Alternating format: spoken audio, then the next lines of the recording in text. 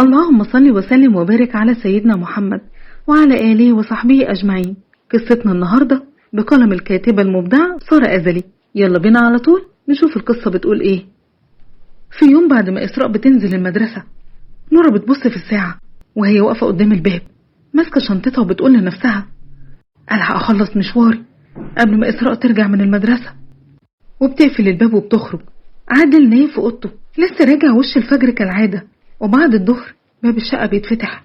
إسراء بتدخل وهي شايلة شنطة المدرسة، بتنادي بصوت عالي على مامتها: ماما يا ماما. بتبص حواليها ومفيش رد.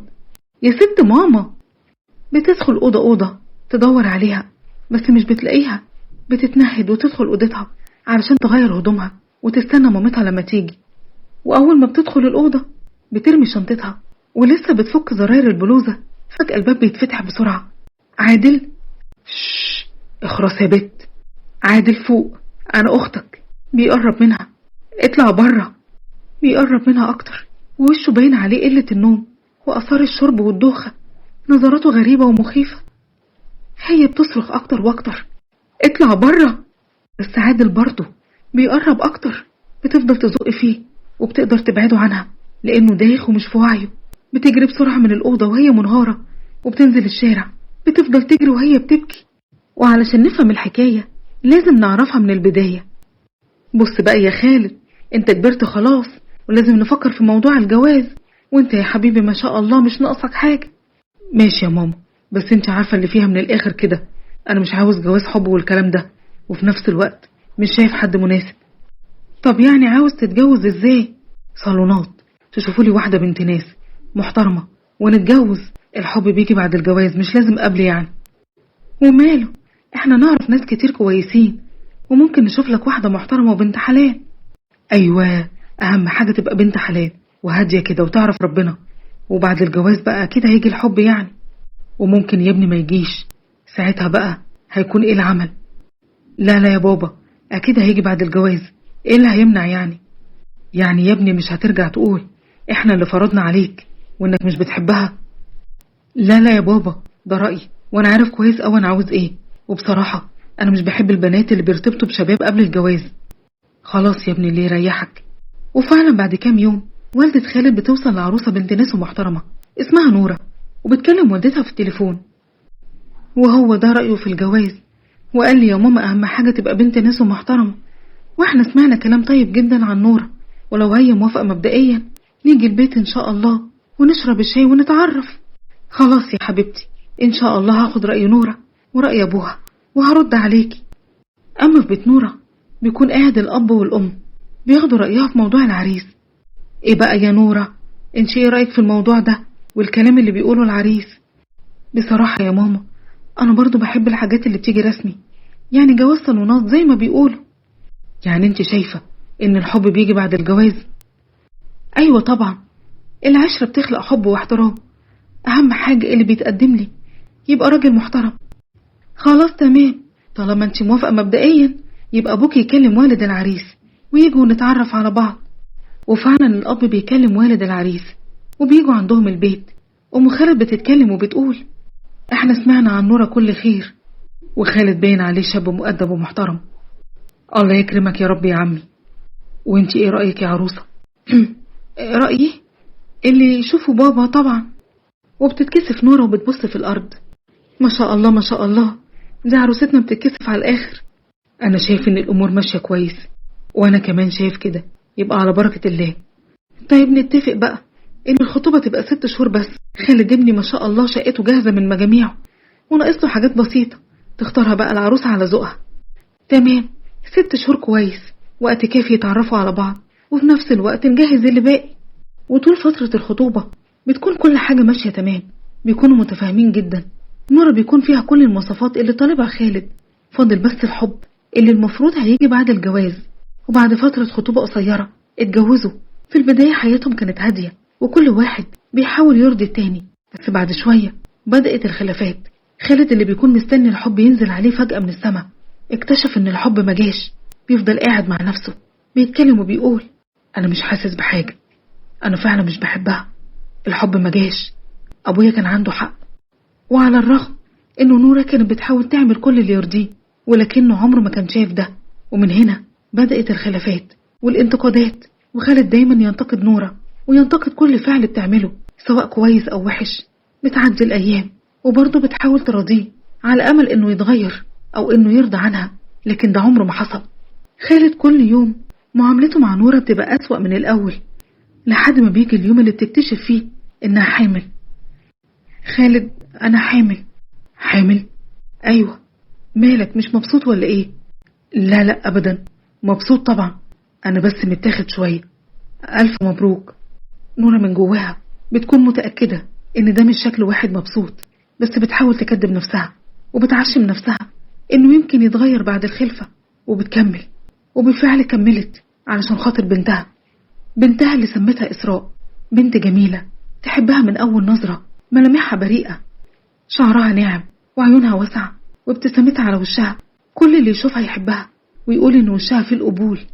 ولكن كل ده ما كانش كفاية إنه يخلي خالد يتغير، بالعكس مشاكله زادت بعد الخلفة مع نورة. بقولك إيه، هو أنت بقيتي عاملة كده ليه؟ أنت مش بتبصي في المراية؟ أنا مشغولة بالبنت ومفيش وقت حتى ارتاح، وبحاول على قد ما أقدر أوفق بينك وبين البنت والبيت. ده مش مبرر، أي ست بتهتم بنفسها حتى لو خلفت. وبعدين أنت عملتي إيه زيادة عن كل الستات اللي بتعمله؟ ما كل الناس بتحمل وبتخلف، اشمعنى أنت اللي عاملة كده؟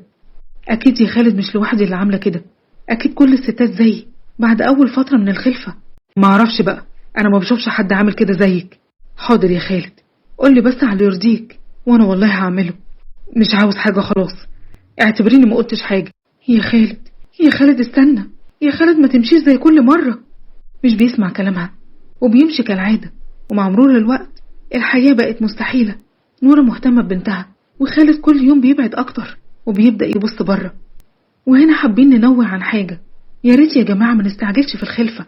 لو مفكرة ان العيل اللي جاي ده هو اللي هيعدل الميلة تبقى غلطانة. المهم نفهم ان الطفل اللي بيعيش في بيت كله خناق ومشاكل عمره ما هيكبر سليم. لو العيشة استحالت بين الأب والأم، الانفصال الهادي بيكون أرحم للجميع، خصوصا للأطفال. نرجع بقى لقصتنا. أنا خلاص ما عدتش قادر أكمل ولازم نبعد، يا ريت كل واحد يروح لحاله. طيب وإسراء؟ أنا ههتم بيها وهصرف عليها وكل حاجة، وأكيد هشوفها من فترة للتانية. وبيتم الانفصال، وبعد ما اتطلقت نورة من خالد رجعت تقعد في بيت أهلها.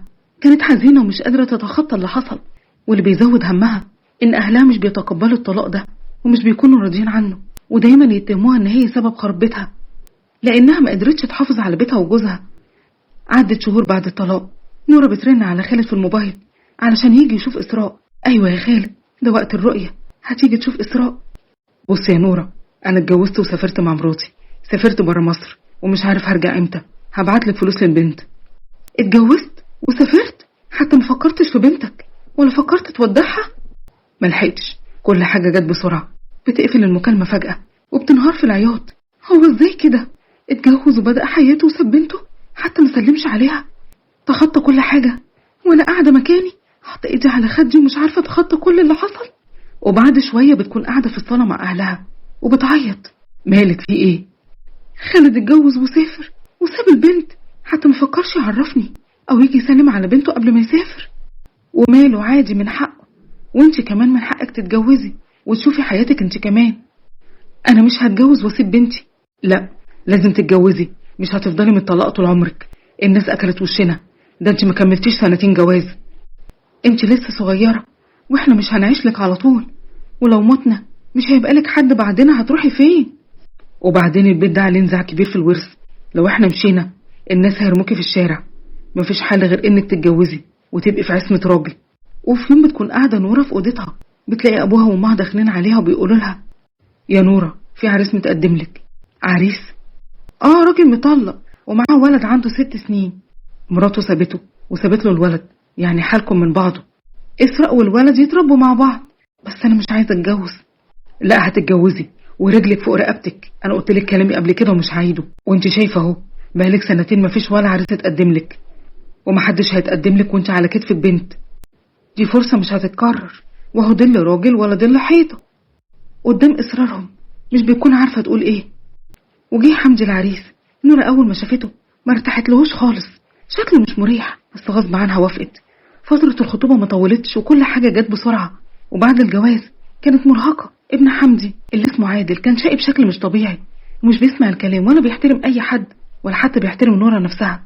يا عادل يا حبيبي بلاش كده، اسمع الكلام يا ابني، انزل من على السفرة هتقع. ولكن عادل مش بيسمع الكلام وبينط من على السفرة وبيتطاول على نورة، وأحيانا بيمد ايده عليها. نورة بتحاول تكون أم مش مرات أب، بس الولد شقي بجد. حمدي كان إنسان مستهتر، لا شغل ولا مسؤولية. حمدي هو أنت مش هتشتغل ولا حتى هتشوف شغل؟ مالكيش دعوة، عيشي وانت ساكتة. كل اللي ليكي تاكلي وتشربي وتربي لي الولد وخلاص. وكلام كتير وجعجع على الفاضي، أنا مش ناقص وجع دماغ. وسعي كده. نورة بتخاف من حمدي اللي مش بيكون عنده مانع إنه يضربها لو فتحت بقها معاه، وبتبطل تتكلم معاه. بدأت تشك فيه، بيروح فين، بيعمل ايه. وفي يوم وهي بتنظف هدومه بتلاقي سجارة غريبة في هدومه. ايه ده؟ دي سجاير محشية. بتقرر تروح علشان تواجهه. انت بتتعاطى؟ بتشرب مخدرات؟ ما قلتلك عيشي وانت ساكتة، مالكيش دعوة. ولو فتحتي بقك مش هيحصل لك طيب. بتضطر تسكت لانها عارفة لو رجعت لأهلها مش هيقبلوا انها تتطلق تاني، فاختارت تسكت وتعيش. وبتعدي الأيام. عادل بيكبر، بيبقى عنده 18 سنة.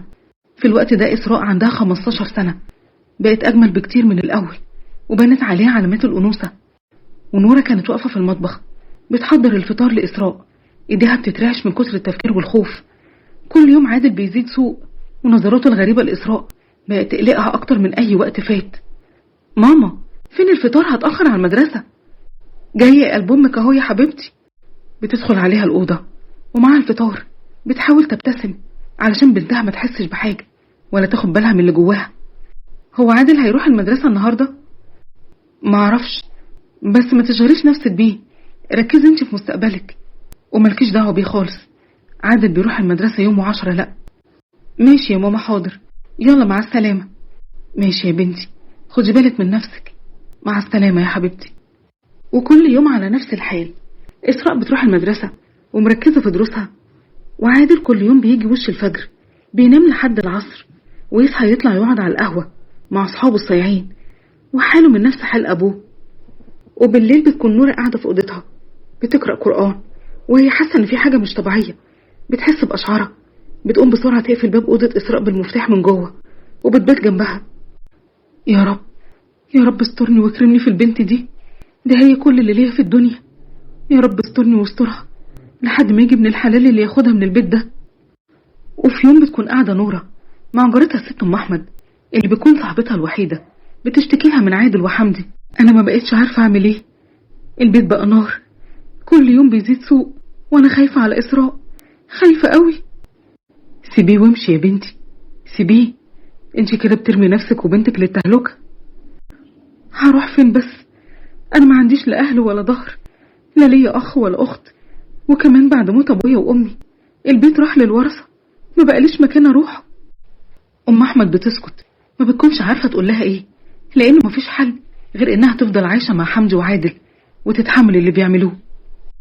بتعدي الأيام. نورة عايشة وساكتة، بتحاول ما تحتكش أبدا بحمدي أو بعادل، ومحافظة قوي على بنتها. وفي يوم بعد ما إسراء بتنزل المدرسة بتبص نورة في الساعة وهي واقفة قدام الباب ماسكة شنطتها. ألحق أخلص مشواري قبل ما إسراء ترجع من المدرسة. وبتقفل الباب وبتخرج. عادل نايم في أوضته لسه راجع وش الفجر كالعادة، وبعد الظهر باب الشقة بيتفتح. إسراء بتدخل وهي شايلة شنطة المدرسة، بتنادي بصوت عالي على مامتها، ماما. بتبص حواليها ومفيش رد. يا ماما. بتدخل أوضة تدور عليها ومش بتلاقيها. بتتنهد وتدخل أوضتها علشان تغير هدومها وتستنى مامتها تيجي. رمت شنطتها وبتبدأ تفك زراير بلوزتها، لكن فجأة الباب بيتفتح بسرعة. عادل. شش، خلاص يا بنت، عادل فوق، أنا أختك. بيقرب منها. اطلع بره. داخل ووشه باين عليه قلة النوم وأثار الشرب والدوخة، نظراته غريبة ومخيفة. بيبدأ يقرب منها وهي بتصرخ أكتر وأكتر، اطلع بره. بيقرب عليها أكتر. إسراء بتزق فيه وبتقدر تبعده عنها لأنه دايخ ومش في وعيه. بتجري بسرعة من الأوضة وهي منهارة، وبتنزل الشارع تجري وهي بتبكي. مش هرجع البيت ده تاني، مش هرجعه تاني، مش هرجعه مهما حصل. الدنيا بتليل وهي لسه ماشية ومش عارفة تروح فين. أما نورة رجعت من مشوارها، أول ما دخلت: إسراء يا حبيبتي اتأخرت عليكي معلش. بتلف عليها في البيت كله: إسراء يا إسراء انت فين؟ مش بتلاقيها في أي مكان. بتسأل عليها عند أم أحمد، وبتسأل الجيران، وبتطلع تسأل عادل هي إسراء رجعت من المدرسة؟ لا، معرفش عنها حاجة. بتحس إن في حاجة غلط، بتقعد على الأرض وبتفضل تعيط. حمدي بيدخل من الباب، ولما بيعرف اللي حصل بيقول باستهزاء: دي زمانها طفش، ما هي تربيتك قليلة الأدب، ما عرفتيش تربيها. بتبكي بحرقة وبتدعي ربنا يرجع لها بنتها. الدنيا بتليل على إسراء وهي قاعدة على الرصيف، دموعها ما نشفتش. بتشوف راجل كبير في السن بيعدي: لو سمحت ممكن أعمل مكالمة من تليفونك؟ بيديها الموبايل. بترن على الرقم الوحيد اللي هي حافظاه، رقم أم أحمد، لأن والدتها معهاش موبايل. ألو إسراء، انت فين يا بنتي؟ أمك قلبها يقف من الخوف عليكي. أم أحمد بتجري على نورة وبتديها التليفون: إسراء يا حبيبتي انت فين؟ بتحكي لوالدتها كل اللي حصل. حقك عليا يا بنتي، ارجعيلي، أنا هبعدك من البيت ده، مش هتقربي منه تاني، صدقيني هاخدك وهنمشي من هنا خالص. بعد ايه يا ماما؟ لو جيت حمدي مش هيسيبك في حالك ولا هيسيبنا نمشي. مش هرجع له يا ماما، مش هرجع بعد اللي حاول يعمله فيا. انا معاكي يا بنتي، بس ارجعيلي. انا اسفه يا ماما، بس جه الوقت اللي اقولك فيه انك ضعيفه قوي يا ماما، ولو رجعت مش هتعملي حاجه وانا مش هرجع. بتقفل التليفون وتدي الموبايل للراجل وبتجري في الشارع وهي بتعيط. بتنام على الرصيف طول الليل، ومع اول النهار بتقرب منها واحده شكلها مبهدل وشعرها منكوش: اسمك ايه؟ انا اسمي إسراء. انا رضا. ما تخافيش، تعالي معايا علشان اعملك حاجه تاكليها وتغيري هدومك وتريحي جسمك شويه، انت شكلك مش واخده على بهدله الشارع. إسراء بتكون خايفه ومتردده ومش بترد عليها. ما تخافيش، تعالي معايا. بتحس ان ما عندهاش اي حاجه تانية ممكن تعملها، وبتبقى تعبانه ونفسها تنام، فبتوافق. بتروح معاها على الشقه اللي ساكنه فيها، شقه ضيقه وفيها بنات كتير شكلهم تعبان ولبسهم مقطع. رضا بتجيب اكل حلو لإسراء، كباب وكفته وعصير. بتاكل وهي مستغربه: معلش يعني، هو انا ممكن اسالك سؤال؟ ازاي انتوا لبسكوا كده بس معاكوا فلوس تجيبوا الاكل ده؟ كلي بس دلوقتي ونامي وبعدين افهمك كل حاجه. بتخرج رضا وبتسيبها مع 3 بنات. واحده منهم بتهمس لها: انت لازم تهربي من هنا، دي مشغلانا في التسول، هتضيعك، انت شكلك مش وش بهدله. إسراء بتتصدم من اللي هي بتسمعه وبتبقى ناويه تهرب. وتاني يوم الصبح رضا بترجع وبتقعد مع إسراء. الشغل بسيط، هتنزلي الشارع وتمدي ايدك وتجيبي فلوس زينا. شفتي سهله ازاي؟ انا مش هعمل كده، انا مش متسوله، انا عاوز امشي من هنا. هاي نعم يا حلوه، انا اكلتك وشربتك، مفيش حاجه ببلاش، وبعدين انت وشك حلو، الناس بتحب تدي للبنات اللي زيك، وهتنفعيني قوي في الشغلانه دي، ومستحيل افرط فيكي بسهوله. بتقرر اول ما تنزل الشارع انها تهرب، لكن لما بتنزل بتلاقي واحد من الندرجيه واقف لها، وكل ما تحاول تهرب تلاقيه في وشها: رايحه فين يا حلوه؟ ارجعي مكانك. بتحاول تهرب كل يوم، لكن دايما بتلاقي حد يمنعها. في الاخر بتستسلم وبتفهم انها بقت واحده من بنات الشارع المتسولات.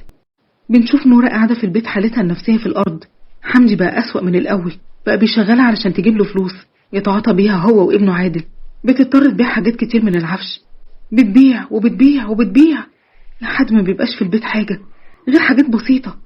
بتضطر تنزل تشتغل اي شغلانه تقابلها علشان تجيب فلوس لحمدي، ومش بترضى تسيب البيت على امل ان إسراء ممكن ترجع في يوم من الايام. بتخاف انها ترجع ما تلاقيهاش ويتوه من بعض للابد، لحد ما الشغل تعبها وهلك صحتها. وفي يوم نورة بتتفاجئ ان حمدي داخل عليها مع بنات شكلهم غريب ولبسهم اغرب. مين دول يا حمدي؟ دول البنات اللي هيشتغلوا تحت ايدي، هقلب الشقه دي بيت من بيوت الفرفشه. الزبون يجي ياكل ويشرب ويدخل مع واحده من البنات ويطلع يدفع فلوس قد كده، وانا هبقى الرئيس. يا لهوي، حرام عليك، حرام عليك يا حمدي، ما تعملش كده. والله بقى لو مش عاجبك ممكن تروحي في 60 داهية تاخدك، الباب يفوت جمل. بس حسك عينك تفتحي بقك، لو حد شم خبر باللي بيحصل هنا صدقيني الدبان الازرق مش هيعرف لك طريق. وبيخرج وبيسيبها بتفضل تعيط وبتدعي ربنا وهي مغلوبة على أمرها وخايفة تمشي ما تقدرش توصل لإسراء. وبتعدي الأيام ونورة دايما قاعدة في أوضتها، حالتها الصحية بتتدهور، دايما نايمة في السرير وتعبانة. أما حمدي وعادل بيكملوا في طريقهم وهي لا حول ليها ولا قوة. إسراء من وقت للتاني بتكلم أم أحمد، بتسألها عن والدتها. أمك تعبانة قوي يا بنتي وحمدي مبهدلها. بتعيط وبتبعت لها فلوس علشان توصلهم لنورة. أم أحمد بتروح لنورة. إسراء كلمتني وبعتت لك الفلوس دي، بتفرح إن بنتها كويسة ومعها فلوس. ما تقوليش لإسراء تيجي هنا أبدا ولا تبعت لي فلوس تاني، أنا مش عايزة أي فلوس، أنا نهايتي قربت يا أم أحمد، ما تخليش إسراء تيجي هنا أبدا أرجوكي. بس أم أحمد بتحكي لإسراء اللي حصل، بتكون نفسها تشوف والدتها لكن بتخاف من حمدي ومن عادل. وبيعدي وقت طويل، إسراء بقت الكل في الشغلانة وبقت المفضلة عند رضا لأنها أكتر واحدة بتجيب إيراد، علشان الناس بتعجب بشكلها وبيدوها فلوس كتير. وفي يوم عادي زي بقية الأيام، إسراء بتكون واقفة في الشارع كالعادة، بتيجي عربية فخمة فيها شاب وسيم، حاجة لله يا بيه. لكن قبل ما تكمل كلامها بتبصله وبتتفاجئ إنه شاب جميل هو كمان بيتوه في عيونها. إسراء بتتلخبط وبتجري، بينزل يجري وراها. استني استني يا. بتفضل تجري وهي خايفة منه، لكنه بيطمنها وبيفضل ينادي عليها ويقول لها ما تخافيش، استني استني بس عاوز أقولك حاجة. ومع إصراره بتقف وبتسمعه. إسراء بتقف وبتسأله عاوز إيه. انتي مش شبه بنات الشوارع خالص، إيه حكايتك؟ بتحس إن قلبها بيدقله فبتجري تاني وبتهرب. الشاب بيرجع كل يوم يدور عليها لكنه مش بيلاقيها، وفي يوم أخيرا بيلاقيها، وأول ما بيشوفها بيجري عليها وبيتكلم معاها. مش هسيبك تهربي تاني، لازم أعرف حكايتك، ما ينفعش تقف معايا كده، الرئيسة لو شافتك واقف معايا هتبهدلك هي والرجالة بتوعها. خلاص نروح نقعد في أي مكان. لا لا طبعا، أقعد معاك إيه، أنا معرفكش أصلا. خلاص سهلة، نتعرف. إيه؟ بقولك نتعرف، تقعدي معايا وتعرفيني إيه حكايتك. ليه؟ صدقيني أنا معرفش، بس اللي أنا عارفه إني نفسي أقعد معاكي وأعرف إيه حكايتك، لأني متأكد إنك مش من بنات الشوارع. قلبها بيدق وعيونها بتدمع، بيكون نفسها تحكي له حكايتها من يوم ما خرجت من بيتها، وما بتصدق يجي اليوم ده، وبتقوله خلاص تمام، استناني النهاردة بعد العصر في الكافيه اللي هقولك عليه.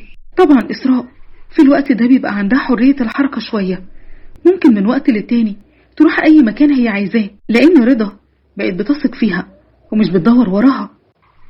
وفعلا بتروح إسراء العصر على الكافيه اللي قالت عليه للشاب، وهو بيكون قاعد هناك ومستنيها، بيعرفها على نفسه اسمه عمر، وبيبتدوا يتكلموا مع بعض.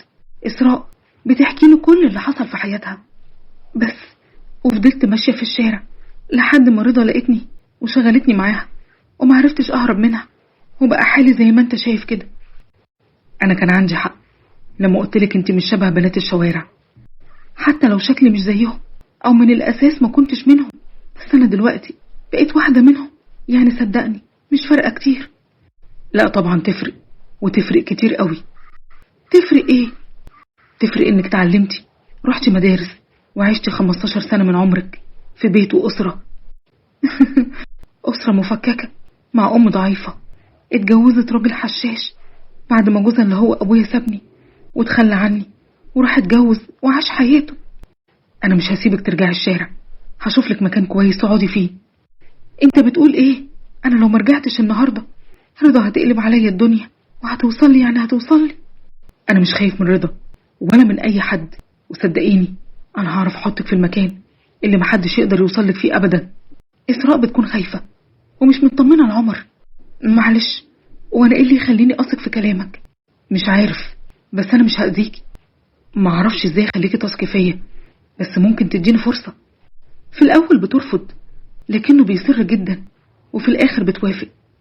عمر بيأجر لها شقة ويروح يجيب لها أكل وهدوم جديدة، وبيرجع يديها فلوس علشان لو حبت تجيب أي حاجة لنفسها. انت ليه بتعمل معايا كده؟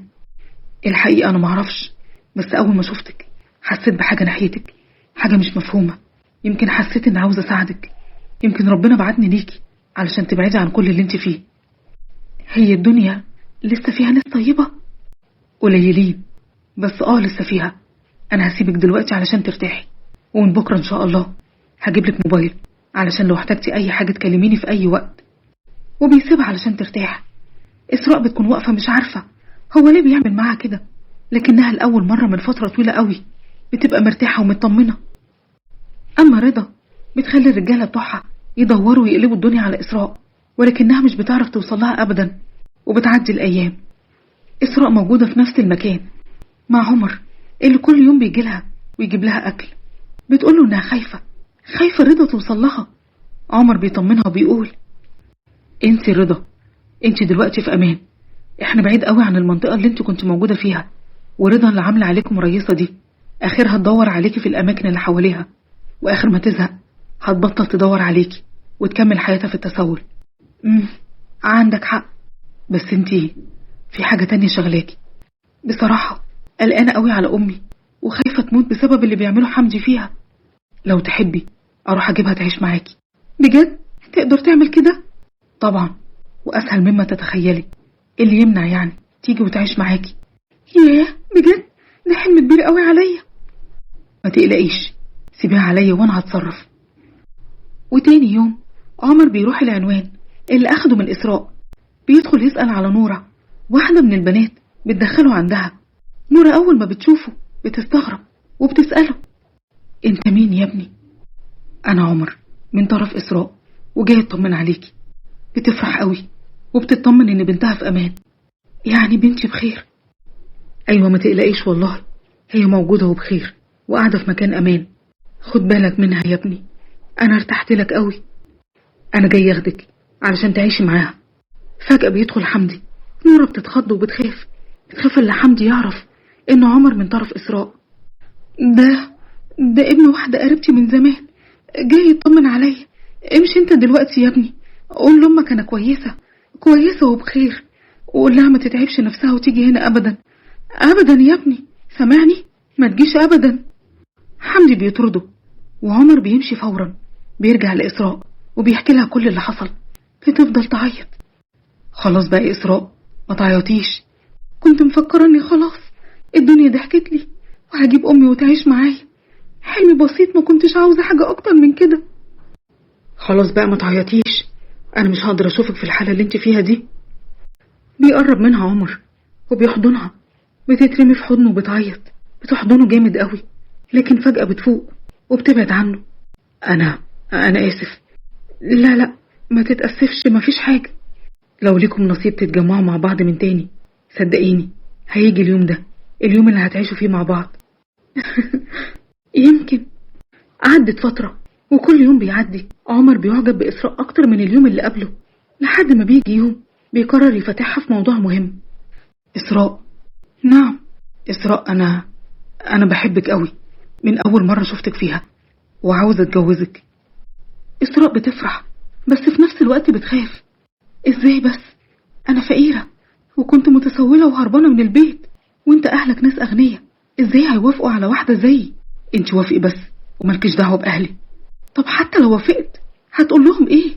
هتصرف، سيبيها علي. ها موافقة؟ ها عمر، انت بتتكلم جد؟ وجد الجد كمان. أنا حبيتك يا عمر من أول يوم شفتك فيه، ولكني كنت دايما بقول لنفسي أنا فين وانت فين. انت معايا وجنبي، مفيش أي فرق بيني وبينك. أنا قلبي عمره ما دق لحد غيرك. هنكمل حياتنا مع بعض وهتكملي تعليمك وهنتجوز يا إسراء. حلم جميل لكن الواقع مر يا عمر. سيبيها انت بس على ربنا وعليا، وكل حاجة إن شاء الله هتبقى تمام. يا رب يا عمر. عمر بيروح يتكلم مع والده ووالدته. أول ما بيقول لهم إنه عايز يتجوز بيفرحوا قوي. إيه يا عمورة، أخيرا ناوي تستقر؟ مين البنت؟ نعرفها؟ لا يا بابا ما تعرفوهاش، أنا اللي أعرفها. بيستغربوا ويبتدوا يسألوا طب أهلها مين؟ هي بنت بسيطة فقيرة وملهاش حد. أبوها وأمها ماتوا من وهي صغيرة، وكانت عايشة مع جدها، بس حتى هما كمان ماتوا من فترة وما بقاش ليها حد. الأب بيتفاجئ من اللي عمر بيقوله وبيتعصب عليه.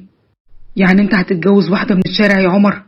لا يا بابا مش من الشارع، دي بنت مكافحة وانا بحبها ومش هتجوز غيرها. ادوها بس فرصة وتعرفوا عليها وانتوا هتحبوها قوي. بيفضلوا يتخانقوا كتير، والأب بيكون رافض تام. أما الأم مش بترفض تماما، لأن كل اللي يهمها سعادة ابنها.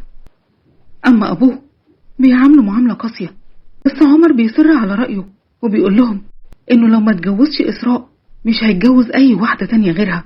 بيسيب البيت فترة لحد ما الأم والأب بيوافقوا، وبيجيب فعلا إسراء علشان يتعرفوا عليها.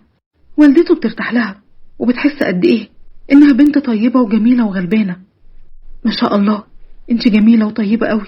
عمر عرف يختار. إسراء بتتكسف وبتبص في الأرض. متشكرة قوي لحضرتك، والله مش عارفة أقولك إيه. ما تقوليش أي حاجة يا حبيبتي. وبيعدي اليوم. الأم مش بيكون عندها أي مانع، أما الأب فبيوافق بصعوبة، لكن من جواه مش مرتاح. بيفضل دايما يعامل إسراء بطبقية وبرود، بس عمر مش بيهمه وبيتغاضى عن كل تصرفات أبوه. وبعد فترة عمر وإسراء فعلا بيتجوزوا. أخيرا ربنا بيعوض إسراء، بتشوف أيام حلوة بجد، بتبقى مبسوطة مع عمر وبيبقوا فعلا متفاهمين، ومفيش يوم زعلها فيه. لكن في وسط كل ده عمرها ما بتنسى والدتها ودايما بتفكر فيها. وبسرعة بتعدي سنة، إسراء بتكون جابت ولد جميل الكل فرحان بيه، خصوصا عمر اللي بيكون في قمة سعادته وطاير بيه طير. إسراء بتحضن ابنها وبتبصله وهي بتدمع. يا حبيبي، كان نفسي قوي أمي تشوفه. يا رب اجمع ما بيننا يا رب.